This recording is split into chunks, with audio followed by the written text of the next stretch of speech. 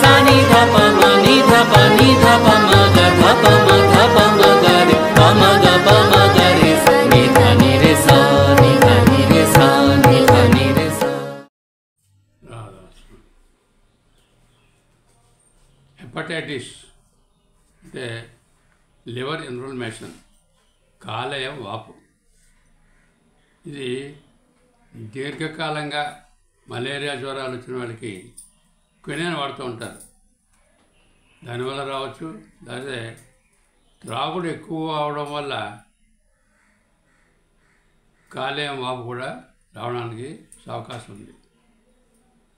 వీళ్ళకి జ్వరం హఠాత్తుగా ఉధృతంగా వస్తుంది, చలి ఉంటుంది, లివర్ ప్రదేశంలో నొప్పి ఉంటుంది, గాబరా ఉంటుంది, చచ్చిపోతానే ఉన్న భయం కూడా ఉంటుంది. దీనికి ముందుగా ఎకోనైట్ 30 పొటెన్షియల్లో పూటగా 6 మాత్రం చెప్పని ప్రతి 2 గంటలకి వచ్చినట్టయితే ఆ జ్వరం తగ్గడం స్కోప్ ఉంది. దీంతో పాటుగా అంటే ఎకోనైట్తో పాటుగా బెల్లం 30 కూడా ఆల్టర్నేట్ చేసి వేసినట్టయితే ఆ జ్వరం ఆ గాబరా అంతా కూడా త్వరగా తగ్గడానికి వీలుంది. లివర్ ప్రదేశంలో కుట్టినట్టు ఉంటుంది, ఏమాత్రం ముట్టుకుని నొప్పి ఎక్కువ అవుతుంది, దాహం ఉంటుంది, ఆ దాహం విపరీతంగా ఉంటుంది, చాలా ఎక్కువగా తాగుతారు నీళ్ళు. కూర్చుని లేచినప్పుడు పక్కకు తోసినట్టుగా అంటే వెట్టుగోలాగా వస్తుంది. దీనికి ముఖ్యమైన మందు బ్రెయోనియా 30 పొటెన్షియల్లో రోజుకు 3 సార్లు చెప్పని కొన్నాళ్ళు వాడవలసి వస్తుంది. అంటే వారానికి 4 రోజులు 5 రోజులు వాడుతుంది.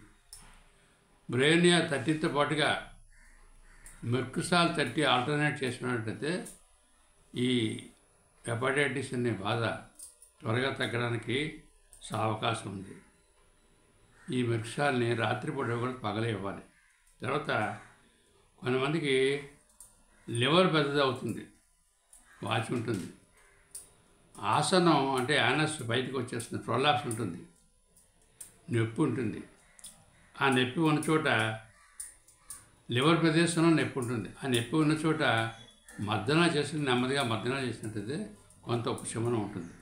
దీనికి పోడోఫైలం 30 పొటెన్షియల్లో రోజు 3 సార్లు చొప్పున వాడాలి. 200 పొటెన్షియల్ అయితే రోజుకు 1 చొప్పుని వారానికి 5 రోజులు వాడుతున్నట్టయితే ఈ కాలేయం వాపు తగ్గడానికి పోతుంది. ఉదయం పూట విరోచనాలు అవుతాయి, పసరుగా ఉంటాయి, పసుపచ్చగా ఉంటాయి.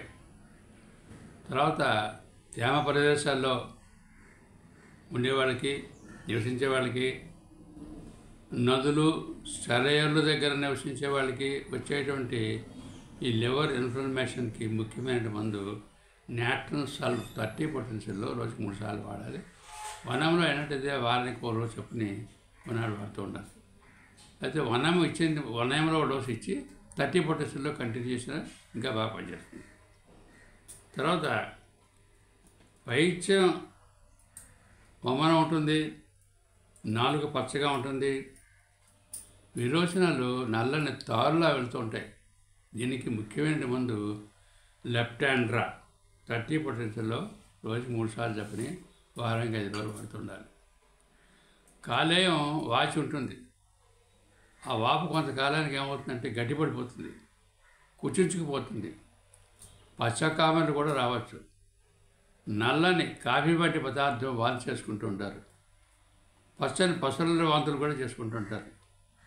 కడుపులో ఖాళీ అయినట్టుగా ఉండి నీరసంగా ఉంటుంది.